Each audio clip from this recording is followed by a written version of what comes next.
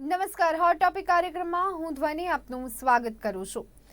દર્શક મિત્રો, ખાસ કરી અને ક્રિપ્ટોકરન્સીમાં રોકાણ કરવાનું ચલણ અથવા તો ક્રેઝ વધતું જોવા મળી રહ્યું છે, ત્યારે આ બધાની વચ્ચે આજે ક્રિપ્ટોકરન્સીને લઈને કેટલીક મહત્વની જે બાબતો સામે આવી છે તેની પર આપણે ચર્ચા કરવા જઈ રહ્યા છીએ.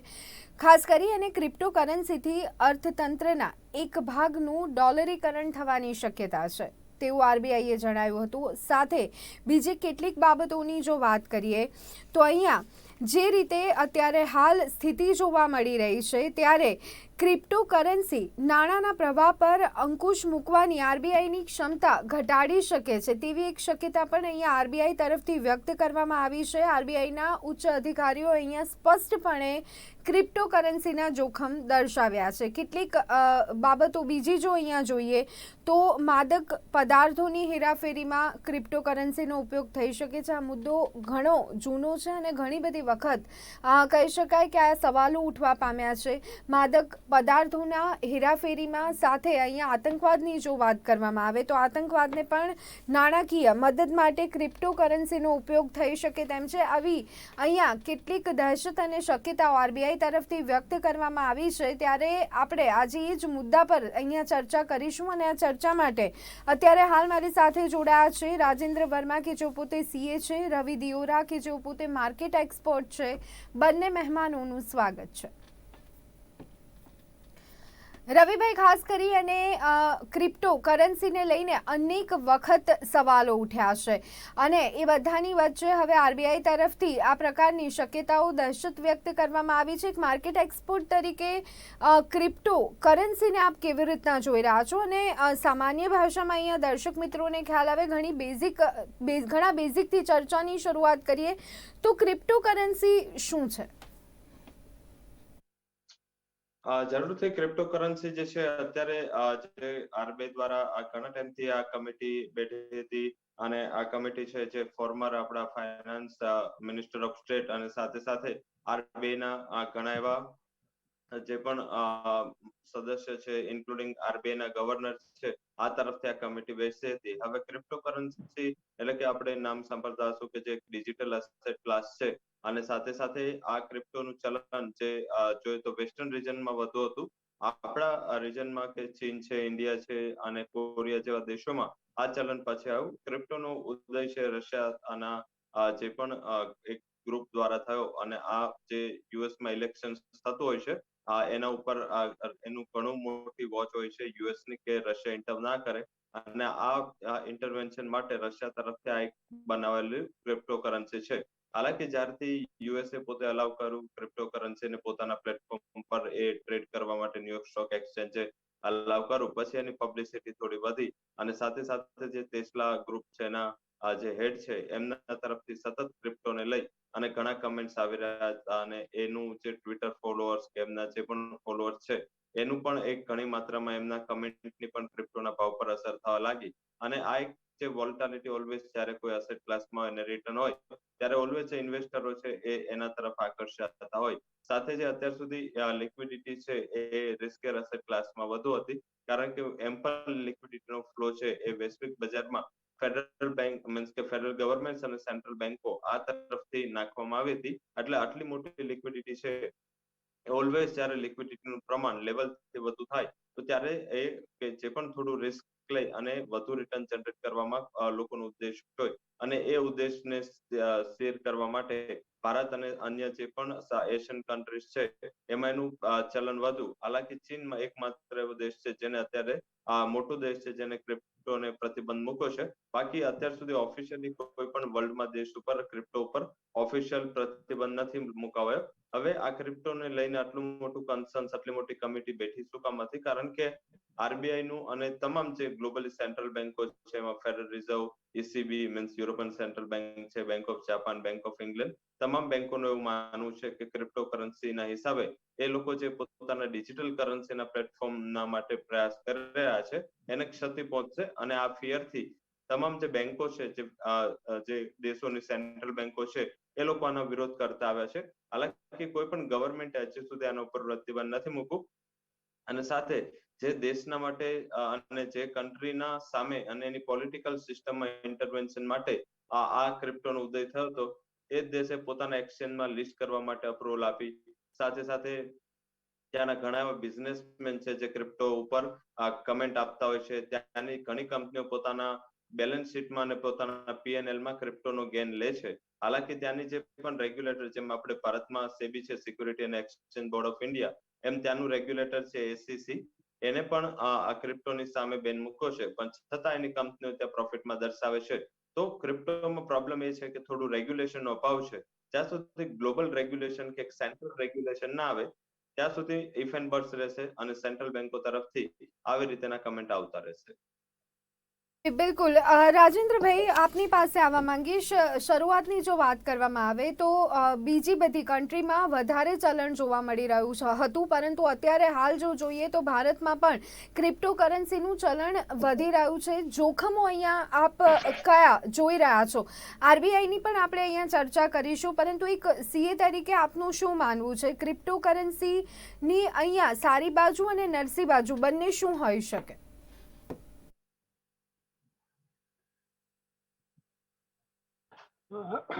देखिए धोनी मैडम, अभी क्रिप्टो का जहाँ तक सवाल है, मार्केट में हम रोज खबरें पढ़ रहे हैं और रोज बहुत सारे एक्सचेंज यहाँ पे काम कर रहे हैं, विदेशी एक्सचेंज काम कर रहे हैं। तो लोगों का उस तरफ बढ़ता जा रहा है, ये बात तो समझ में आ रही है। और इसी चीज को ध्यान में रखते हुए और भारत सरकार ने 1 फरवरी को जो बजट लेके आए थे, बजट के अंदर उन्होंने क्रिप्टो की चर्चा की थी, क्रिप्टो के ऊपर टैक्स की चर्चा की थी। वो एक बहुत ही सराहनीय कदम था और ऐसा होना चाहिए। फिर भी अभी क्या हो रहा है कि लोगों को झुकाव बहुत है, और जैसे आरबीआई गवर्नर सर कह रहे हैं कि बैंक में से पैसा निकल के और इस फील्ड में पैसा काफी जा रहा है, जो एक चिंता का विषय है। तो निश्चित रूप से भारत सरकार जो कदम उठा रही है और इसके ऊपर थोड़े रेगुलेशन होनी चाहिए, एक सिस्टम बनना चाहिए, क्योंकि जहाँ जिस चीज को हम रोकने की कोशिश करते हैं, तो आज क्या है कि ये सब नेटवर्क बेस्ड काम है, इंटरनेट के ऊपर सारे काम होते हैं। तो मेरे को लगा कि इतने लोगों का झुकाव उस तरफ है, तो रोकने में थोड़ी सी असुविधा हो सकती है, रोकना थोड़ा कठिन काम हो सकता है। इसलिए, और वैसे तो सरकार कुछ भी करने में सक्षम है, लेकिन फिर भी जब पूरे दूसरे देशों के अंदर इस चीज को धीरे धीरे एक्सेप्ट किया जा रहा है, काफी कंट्रीज इसको एक्सेप्ट करते जा रहे हैं, तो हमारा ऐसा मानना है कि भारत सरकार भी काफी पॉजिटिवली इस पे काम करते हुए इस पे अच्छा कंट्रोल या रेगुलेशन लेके आएंगे, ताकि लोग काम करना चाहें तो उस रेगुलेशन के अंदर रह के काम करें। रिस्क इस फील्ड में बहुत ज्यादा है और काफी सारे लोगों को तकलीफ भी होती है, क्योंकि ज्यादा पाने के लालच में आदमी ज्यादा पैसा लगाता है और रिस्क फैक्टर बिल्कुल बहुत बड़ा रिस्क फैक्टर है। अब जहां तक मार्केट का सवाल है, रिस्क फैक्टर जैसे हम बात करें तो शेयर बाजार, फॉरेक्स इंडस्ट्री, सभी जगह रिस्क इस तरह के शामिल हैं। इसलिए इस इंडस्ट्री को माननीय सीतारमण जी ने जैसे कहा कि this is not crypto currency, this is crypto asset करके उन्होंने और ये शामिल किया, लोगों को सलाह दी कि भाई ये क्रिप्टो एसेट है, इसमें एक रीजनेबल आप इन्वेस्टमेंट करके और अपना काम कीजिए। तो जो भी है इस पर गवर्नमेंट से आरबीआई की तरफ से जो भी शंका जाहिर की जा रही है, मैं उससे सहमत हूँ। बिल्कुल इसका दुरुपयोग हो सकता है, इसलिए जल्दी जल्दी हमें एक उचित कदम उठाना चाहिए। बंद करना पॉसिबल नहीं लगता, क्योंकि वर्ल्ड में ये काम चल रहा है, तो वो हमारी चिंता का विषय है, और हमारी पब्लिक को नुकसान ना हो वो भी हमारी चिंता का विषय है। इसलिए मैं आरबीआई गवर्नर सर से पूरी तरह सहमत हूँ कि इससे काफी नुकसान भी हो सकता है। इसलिए पॉजिटिवली हमें जो भी इस पे कमेटी काम कर रही है, वो जल्दी जल्दी एक्सपर्ट की सलाह ले, जो भी है करके इसके ऊपर एक विधिवत एक रेगुलेशन लेके आए, और उसके तहत हम सब भारतवासी काम करें, उसकी पालना करें, ऐसा मेरा सुझाव है। जी मैडम।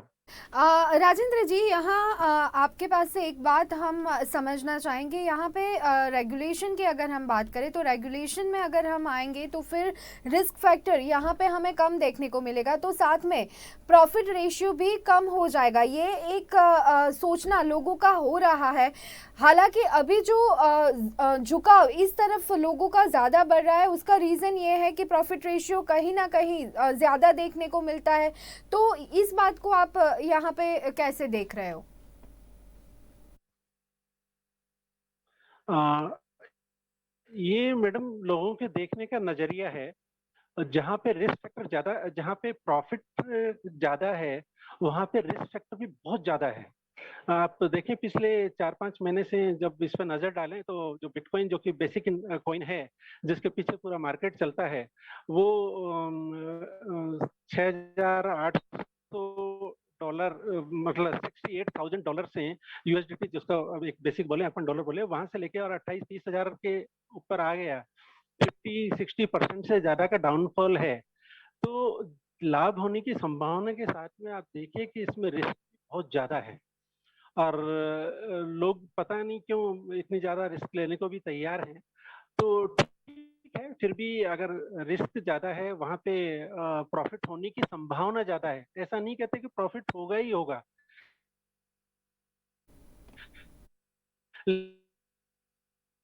लेकिन फिर भी लोग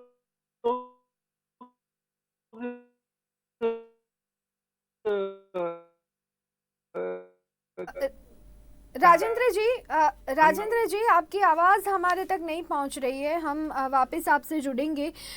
રવિભાઈ, ત્યાં સુધી હું આપની પાસે આવવા માંગીશ। ખાસ કરી અને ઘણા બધા રિસ્ક ફેક્ટર અત્યારે હાલ રહેલા છે ક્રિપ્ટોકરન્સીને લઈને, અને એના જોખમો પણ આરબીઆઈ દ્વારા દર્શાવવામાં આવ્યા છે। ખાસ કરી અને જે ક્રિપ્ટોકરન્સીથી અર્થતંત્રને એક ભાગનું ડોલરીકરણ થવાની શક્યતાઓ અહીંયા વ્યક્ત કરવામાં આવી છે। સાથે એવું પણ કહેવામાં આવ્યું છે કે નાણાંના પ્રવાહ પર અંકુશ મૂકવાની આરબીઆઈની ક્ષમતા અહીંયા ઘટી શકે તેવું લાગી રહ્યું છે। ત્યારે શું લાગે છે કે એક અહીંયા જ્યારે અંકુશમાં લેવામાં આવશે ત્યારે આ તમામ જે જોખમો છે એને આપણે ઓછા કરી શકીશું? જે પણ ફેક્ટર એમને જણાવ્યું કે ડોલરીકરણ થશે, ડેફિનેટલી કોઈ પણ જે, કારણ કે એનું જે ક્રિપ્ટોનું જે ટ્રેડિંગ છે એ ડોલરમાં થાય છે, તો ઓલવેઝ જ્યારે રોકાણકારોએ રોકાણ કરવું હોય ત્યારે એને રૂપિયામાંથી ડોલરમાં કન્વર્ટ કરવું પડે અને એના હિસાબે ડોલરની ડિમાન્ડ વધે। હાલાકી ડોલર વધવાના બીજા ઘણા રીઝન છે। ક્રૂડના ભાવ રેકોર્ડ લેવલ પર છે, જે પણ આરબીઆઈ ની ફોરેક્સ રિઝર્વ છે એ ઘટી રહી છે, અને અત્યાર સુધી જે ઇન્ટરવેન્શન કરવું, હવે કદાચ 600 ના નીચે જ્યારે ફોરેક્સ રિઝર્વ છે ત્યારે આરબીઆઈ એટલું ઇન્ટરવેન્શન કરી કરન્સી પ્રોટેક્ટ ના કરી શકે। ગોલ્ડનું ઇમ્પોર્ટ અને ક્રૂડનું ઇમ્પોર્ટ રેકોર્ડ હાઈ પર છે અને ભાવ પણ રેકોર્ડ હાઈ પર છે, તો એના હિસાબે કદાચ આ એક પ્રોબ્લેમ આરબીઆઈ ઓલરેડી ફેસ કરી રહી છે અને ડોલરની ડિમાન્ડ ઘણી સ્ટ્રોંગ છે। હવે ડોલર ઇન્ડેક્સની પણ વાત કરીએ તો ગ્લોબલી ડોલર ઇન્ડેક્સ છે એ 2002 ના હાઈએસ્ટ લેવલ પર ચાલી રહ્યો છે, અને જો થોડું આમ રહેશે તો ઓલ ટાઈમ હાઈ પણ સિદ્ધ કરી દેશે। તો ત્યારે ભારણ રૂપિયા પર આવશે, ડોલરીકરણ ઓલરેડી ચાલી રહ્યું છે, ડોલરની ડિમાન્ડ ઘણી સ્ટ્રોંગ છે ગ્લોબલી, કારણ કે જે પણ અત્યારે રશિયા અને યુક્રેન વચ્ચેના વોર પછી ગ્લોબલી ડિમાન્ડ ઘણી એવી છે, સ્ટ્રોંગ છે। યુરો સામે ઘણો વીક છે, જીબીપી વીક છે, તો ઘણા એવા ફેક્ટર છે। હા, તમે ઓલ ઓવર એક લેખના પ્રમાણે જો એક મીડિયા હાઉસના રિપોર્ટ પ્રમાણે અત્યારે $5 to 6 બિલિયન નો આઉટફ્લો ઓલરેડી થઈ ચુક્યો છે, અને એ ઇન્વેસ્ટમેન્ટ ભારતની બહાર છે। હવે પહેલાની કન્ડિશન અને અત્યારની કન્ડિશનમાં ફરક એટલે છે કે પહેલા જે રિટર્ન્સની પ્રોબેબિલિટી અને જે રિટર્ન્સ મળતું હતું આ ક્રિપ્ટોમાં, આટલું રિટર્ન્સ અત્યારે નથી, જેમ આગળ વાત થઈ રહી હતી, કારણ કે પહેલા જે રિટર્ન મળતું હતું એ રિટર્નના પર્સન્ટેજ ઘણા સ્ટ્રોંગ હતા। હવે કારણ કે પહેલા લિક્વિડિટી ઈઝી હતી, ચીપ હતી, હવે ઇન્ટરેસ્ટ રેટ વધી રહ્યા છે, બધી સેન્ટ્રલ બેન્કો તમામ પોતાના જે લિક્વિડિટીની પોઝિશન છે ટાઈટ કરી રહી છે। હવે આવા ટાઈમે આટલું બધી લિક્વિડિટી આમ પણ ના જાય, કારણ કે અત્યાર સુધી લિક્વિડિટી એટલે જતી હતી કે આ રિટર્નના પોર્શન છે, તમે ઇથર થી લઈને બિટકોઇન થી લઈને તમામ જેટલા ક્રિપ્ટો ના સેટ છે એ તમામમાં રિટર્ન ઘણા સ્ટ્રોંગ હતા, અને કોઈ એક બે કમેન્ટ થી ભાવ ડબલ પણ થઈ જતા હતા। પણ હવે કન્ડિશન નથી। જો છેલ્લા તમે એક મહિનાના રિટર્ન જો તો સિગ્નિફિકન્ટ કરેક્શન છે। હવે આ કરેક્શનમાં કોઈ ઇન્વેસ્ટર પોતાના પૈસા ખોવા માટે એટલું સ્પીડથી ના જાય, તો ઓલરેડી ત્યાં વલણ ઓછું થયું છે। હાલાકી આને જો રેગ્યુલેટ કરવામાં આવે તો આરબીઆઈ નું એવું માનવું છે કે આરબીઆઈ ને ખ્યાલ આવે કે એ લોકો જ્યારે મોનેટરી પોલિસીનો ડ્રાફ્ટ કરે ત્યારે કેટલી લિક્વિડિટી છે એનું એક કોઈ પણ જ્યારે રૂપી બહાર જતો હોય ત્યારે આરબીઆઈ એ $2.5 લાખ એક કેપ લગાવી છે. એનાથી વધારે આપણે બહાર રોકાણ ના કરી શકે. હવે ક્રિપ્ટોના બધા જ ડેટા ટ્રેસેબલ નથી, બધા ડેટા આપણે ટ્રેક ના કરી શકે. ગવર્મેન્ટ આરબીઆઈ એવું કોઈ મિકેનિઝમ આપણી પાસે નથી કે નથી આપણી પાસે એવું રેગ્યુલેશન. એના હિસાબે આરબીઆઈ ની ભીતિ છે કે જો મોટા પ્રમાણમાં લિક્વિડિટી બહાર જઈ રહી છે અને જો એ ટ્રેસેબલ નથી તો આ એક નેગેટિવ વસ્તુ ઊભી થઈ શકે, કારણ કે આરબીઆઈ ના કંટ્રોલની બહાર આ વસ્તુ જાય તો આરબીઆઈ ને એની ફિયર છે. સેકન્ડ જે ફિયર મોટી બધી જે સેન્ટ્રલ બેંકોને છે એ બધી જ પોતે સેન્ટ્રલ બેન્કર હોય પોતાની ડિજિટલ કરન્સી લોન્ચ કરવા માટે પ્લેટફોર્મ રેડી કરી દીધા છે. લાઈક તમે જોશો તો આરબીઆઈ પણ ઈ રૂપી માટેનું પ્લેટફોર્મ રેડી કરી દીધું છે. હવે આટલા પ્લેટફોર્મ પછી જો ક્રિપ્ટોનું ચલન વધે તો એની આરબીઆઈ ને ટેન્શન છે. એટલે ગવર્મેન્ટે રેગ્યુલેશન ફોર્મ કરી અને આ ક્રિપ્ટોને એક અસેટ ક્લાસ તરીકે જાહેર કરી દેવું જોઈએ અને સાથે એને કરન્સી તરીકે જાહેર ના કરવું જોઈએ અને એના ઉપર બેન લગાવવું જોઈએ. તો કોઈ પણ બિઝનેસમેન છે કે કોઈ પણ બિઝનેસ છે એ ક્રિપ્ટોને એક્સેપ્ટ ના કરી શકે એઝ અ કરન્સી. તો મારા હિસાબે તો આરબીઆઈ ને પણ કોઈ વધારે મોટી ચિંતા ના હોય, કારણ કે આરબીઆઈ ને સૌથી વધુ ટેન્શન છે કે જે રીતે વેસ્ટર્ન રિજનમાં ક્રિપ્ટોને એક્સેપ્ટ કરે એ લોકો કોઈ પોતાની પ્રોડક્ટની સામે ક્રિપ્ટો લેશે. જો આવું કંઈ થાય તો રૂપિયાના માટે આ એક નેગેટિવ બાબત ગણાય. તો ડેફિનેટલી આ ડોલરીકરણ તરફ જાય અને મોનેટરી પોલિસી જ્યારે ફોર્મ થાય ત્યારે એની ઘણી મોટી અસર નેગેટિવ અસર થાય, કારણ કે મેપ ના કરી શકે. આજે કોઈ પણ વસ્તુ છે, ફોર એક્ઝામ્પલ કોઈને તાવ આવે છે તો કેટલું ટેમ્પરેચર છે મેપ કરો અને એની ટ્રીટમેન્ટ કરો તો એ તાવ ઉતરી જાય, પણ આમાં ખ્યાલ જ નથી કે કેટલું ટેમ્પરેચર છે. તો એના હિસાબે એ રીતે તમે એને ટ્રીટ ના કરી શકો. તો મેજર આરબીઆઈ ના કન્સર્ન આ છે. આખા રિપોર્ટમાં આટલું બેન કરવા માટે કંઈ પણ ભારણ નથી મૂકવું. આખા રિપોર્ટમાં આરબીઆઈ એને રેગ્યુલેટ કરવા માટે વધારે ભારણ મૂક્યું છે. બિલકુલ રાજેન્દ્રભાઈ, ખાસ કરી અને જે સ્થિતિ અત્યારે હાલ જોવા મળી રહી છે, અહીંયા રેગ્યુલેશનનો ક્યાંક અભાવ જોવા મળી રહ્યો છે, ત્યારે વિશ્વના અન્ય દેશોની જો વાત કરવામાં આવે તો તેઓએ અહીંયા આખરે કઈ નીતિ અપનાવી છે?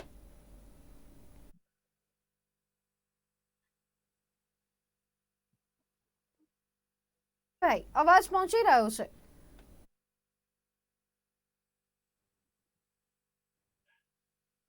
जी आप तक हाँ, अभी हमारी पहुंचा, थोड़ा सा नेटवर्क का इशू रहा होगा। Yes, hello. जी अभी हाँ, अभी हम देखें तो रेगुलेशन का अभाव क्रिप्टो करेंसी में हमें देखने को मिल रहा है। विश्व के अन्य देश की हम बात करें तो उन लोगों की नीतियां खास तौर पे क्रिप्टो करेंसी को लेके क्या रही है? मैडम, जहाँ तक मेरी जानकारी में है, अभी एक दो देशों ने इसको अपने यहाँ पे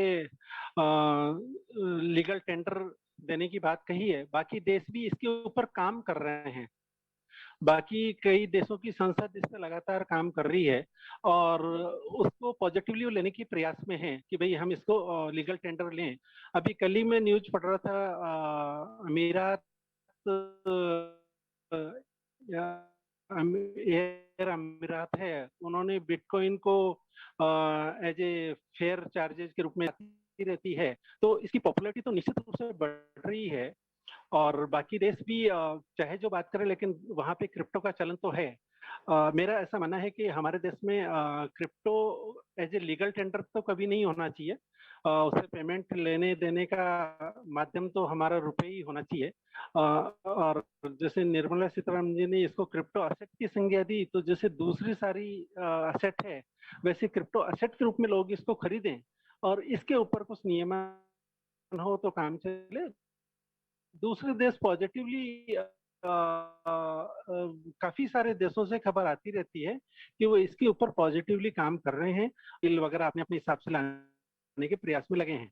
तो उसी दिशा में हमारे देश में भी ऐसा किया जा सकता है और इस काम को आगे बढ़ाया जा सकता है। मैडम જી બિલકુલ, રવિભાઈ આપની પાસે આવવા માંગીશું। એક તરફ ઘણા બધા જોખમ અહીંયા જોવા મળી રહ્યા છે, અહીંયા ચોક્કસ પ્રોફિટ થશે જેવું નક્કી નથી, પરંતુ સામાન્ય લોકો માટેના વાત કરીએ અથવા તો સામાન્ય લોકોની દ્રષ્ટિએ જો વાત કરીએ તો પ્રોફિટ થવાની શક્યતાઓ કદાચ અત્યારે હાલ પૂરતી ક્રિપ્ટોકરન્સીમાં આપણને જોવા મળતી હોય છે, પરંતુ અહીંયા જ્યારે આટલા જોખમો રહેલા છે ત્યારે ચીને જે પગલું ઉઠાવ્યું છે, શું ભારતે પણ એના માટે વિચાર કરવો જોઈએ? શું અહીંયા બેન કરવી જોઈએ ક્રિપ્ટોકરન્સી? ચીને તો એના દેશમાં જ્યારે ત્યારે આ ચલણ બહાર આવ્યું મીન્સ કે એના દેશમાં એમને લાગ્યું કે થોડું ઘણું પણ આ અસર છે તો એમને તરત જ કારણ કે એ પોતે મીન્સ લોકશાહી દેશ નથી તો એના હિસાબે એ લોકો તરત જ એના ઉપર બેન લગાવી દીધો અને કોઈ પણ રિપોર્ટ કોઈ પણ કમિટી વગર એ લોકો ડાયરેક્ટલી એને બેન કર્યું હતું તો મારા હિસાબે આપણે ઓલવેઝ કોઈ પણ અસેટ ક્લાસ હોય કે કોઈ પણ ડિસિઝન છે એ આપણે એક લોકતાંત્રિક પ્રક્રિયાથી થતું હોય છે એના ઉપર રિપોર્ટ એના ઉપર સ્ટડી થઈ અને પછી આપણે ડિસિઝન લેતા હોય છે હાલાકી આપણે થોડું એને ટાઈમ લાગી રહ્યો છે જેટલો ટાઈમ વધારે લાગશે એટલા નેગેટિવ ઇમ્પ્લિકેશન આવશે કારણ કે જો ઇન કેસ આટલા ટાઈમ પછી જો કોઈ નેગેટિવ ડિસિઝન લેવામાં આવે તો મારા હિસાબે જે લોકો ઓલરેડી રોકેલા છે પૈસા એને મોટા પાયે નુકસાન થાય કારણ કે જો $6 બિલિયન નું ઇન્વેસ્ટમેન્ટ ભારતીય લોકોએ એના ઉપર કરવું છે તો એ ઝીરો થઈ જાય તો આના હિસાબે આ એક ઘણું મોટું પગલું છે જો આપણે બેન કરવું હતું તો આજથી 1-2 વર્ષ પહેલા જો જે રીતે ચીને કર્યું એવું તરત જ કે બેનના રિલેટેડ ડિસિઝન લઈ લીધું હોત અને ભારતના મીન્સ કે ફાઇનાન્સ મિનિસ્ટરે એ ટાઈમ ડિસિઝન લીધું હોત તો મારા હિસાબે આટલી નેગેટિવ પ્રોસેસ ના થાય હાલાકી એ ટાઈમ શું હતું કે એ ટાઈમ બજેટ સાથે સાથે કોરોના ઉપર ગવર્મેન્ટનું ફોકસ વધુ હતું અને ગવર્મેન્ટ એના ઉપર ટ્રાય કરી રહી હતી કે હેલ્થ સિસ્ટમ કેમ સુધારાય તો એના હિસાબે આ બિલ છે સંસદમાં મુકાયું નહીં આ બિલને થોડું લેટ થયું અને એના હિસાબે આપણે થોડું ડીલે ફેસ કરી રહ્યા છે પરંતુ એવું લાગી રહ્યું છે કે હવે જે રીતે આ કમિટીમાં જે મેમ્બર્સ છે એ મેમ્બર્સ બધા જ ગવર્મેન્ટના આસપાસના મીન્સ કે લોકો છે રેગ્યુલેટરીના આસપાસના લોકો છે તો આઈ થિંક કે એ જે પણ હવે ડિસિઝન લેવાશે એ જલ્દીથી લેવાશે કારણ કે ગવર્મેન્ટ પાસે હવે એક રિપોર્ટનો બેઝ છે તો જેટલું શીઘ્ર ડિસિઝન લેશે એટલું જે પણ અસેટ ક્લાસના રોકાણકારો છે એને ખ્યાલ આવશે કે નવું રોકાણ કરવું કે નહીં એ લોકોને ખ્યાલ આવશે કે એનું પોતાનું જૂનું રોકાણ છે એના અંતર્ગત એમને જે અત્યારે શંકા કુશંકાઓ છે એ દૂર થશે તો મારા હિસાબે જલ્દીથી આને મીન્સ કે ગવર્મેન્ટને જો એને આ મીન્સ કે આને ડિમોરલાઇઝ કરવું હોય તો 30% વાળો ટેક્સ 50% કરી નાખે પ્રોફિટ ઉપર વધારે ગેન લે TDS 1 વાળો 2 કરી શકે તો આઈ થિંક બીજા બધા ઘણા એવા સ્ટેપ છે જેના હિસાબે ડાયરેક્ટલી બેન કરો તો એ થોડું ગ્લોબલ હેડલાઇન્સ બને આપણે પણ એક કોઈ અસેટ ક્લાસને બંધ કરીએ એવું ન્યૂઝ આવે તો એના હિસાબે ગવર્મેન્ટ આમાં એક વચ્ચેનો રસ્તો અપનાવી શકે છે એટલે આ રીતે અહીંયા સ્ટેપ ગવર્મેન્ટ લઈ શકે છે રવિભાઈ અહીંયા બીજી એક બાબત આ વાત થઈ સીધી અસરની પરંતુ અહીંયા જે રીતે કહેવામાં આવ્યું છે જે રીતે અહીંયા એક ડર બતાડવામાં આવ્યો છે ને અનેક એવા ઉદાહરણો પણ સામે આવ્યા છે આતંકવાદી પ્રવૃત્તિઓમાં ફંડિંગ માટે પણ આનો ઉપયોગ થઈ શકે છે સાથે અહીંયા જે ડ્રગ માફિયાઓ છે તેમના માટે પણ આ એક ઇઝી વે રહેતો હોય છે ત્યારે આ તમામ બાબતો કેટલી સરળ રહેતી હોય છે ક્રિપ્ટોકરન્સીથી અને આ પણ એક કેટલું ગંભીર કારણ આપણે અહીંયા ગણી શકીએ છીએ